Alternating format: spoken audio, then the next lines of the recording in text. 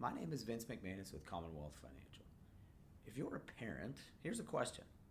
When your child turns 25, what do you hope the relationship with money looks like?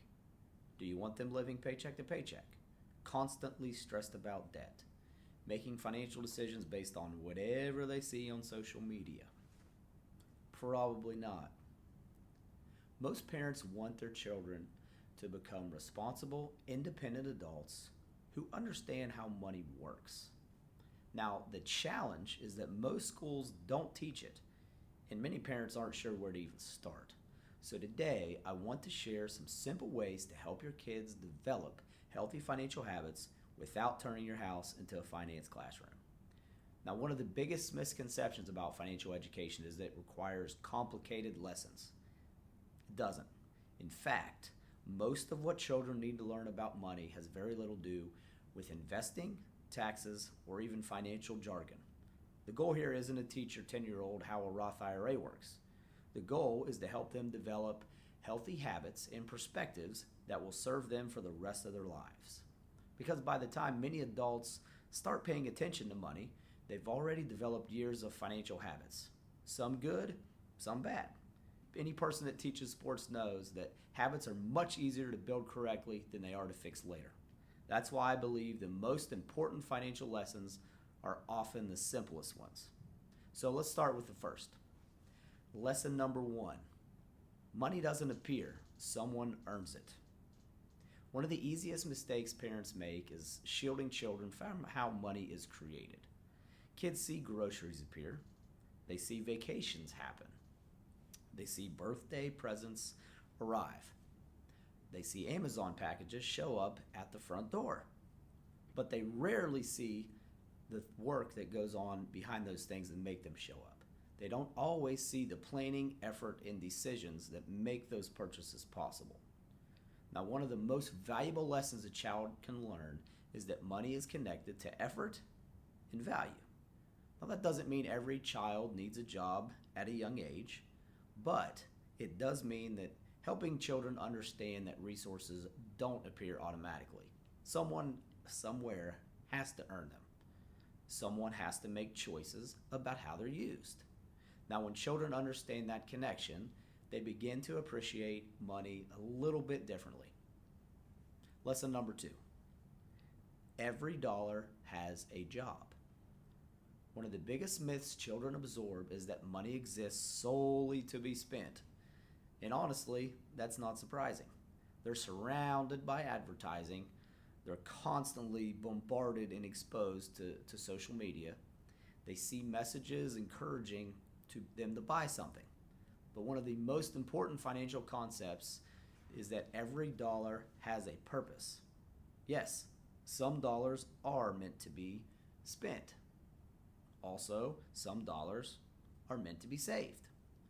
Some dollars are meant for future goals. Some dollars are meant for current consumption. And some dollars are meant to create opportunities down the road.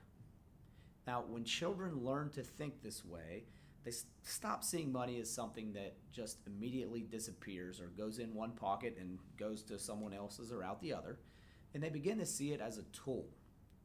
Simply, a way to reinforce this lesson is by helping children divide money into different categories. Not because the categories themselves are actually important, but because the habit of assigning purpose to money is what's important. And that habit often follows people into adulthood. Lesson number 3. Choices matter more than income. Now, many adults believe financial success comes solely from earning more money. And while income certainly matters, what many people eventually discover is that choices matter just as much. Like anything else in life, every financial decision involves some sort of a trade-off. If you spend money on one thing, you can spend it somewhere else. If you save for one goal, it may mean waiting on another. That's not a bad thing. That's just simply how financial decision making works, and it's simply how life works. One of the most valuable things parents can teach their children is how to think through these trade-offs, not by making every single decision for their children and shielding them from them, but by helping them understand the consequences of their choices. because financial success isn't solely about having unlimited resources. It's about being intentional and making intentional choices with the resources that you do have. And that's a skill that many adults, myself included sometimes, are still trying to develop. So when children learn it early, they gain an advantage that can benefit them for decades. As parents, it's easy to feel pressure to teach everything, but the reality is that children often learn more from what they observe than what they're told. They watch us. They watch how we spend. They watch how we save, how we talk about money, how we handle setbacks, and how we just generally make decisions. And that's why consistency matters more than perfection. You don't have to be a financial expert.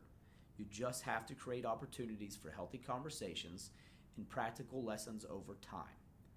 The goal isn't to raise financial experts. The goal is to raise adults who can make good decisions, because eventually your children will be making these financial choices without you. They'll decide how they spend, how they save, how they invest, and how they build their lives. And the habits they're forming today will influence those decisions for decades to come. And that's why teaching kids about money isn't really about dollars and cents. It's about preparing them for independence. At Commonwealth Financial Services, we help families build financial plans designed not only for today, but for future generations as well. We work with families across West Virginia, Ohio, and throughout the United States on multi-generational financial planning. If you found this video helpful, be sure to subscribe and share it with another parent who wants to raise financially confident and responsible children. Again, this is Vince McManus. Thank you for watching this episode of Wealth Wednesday.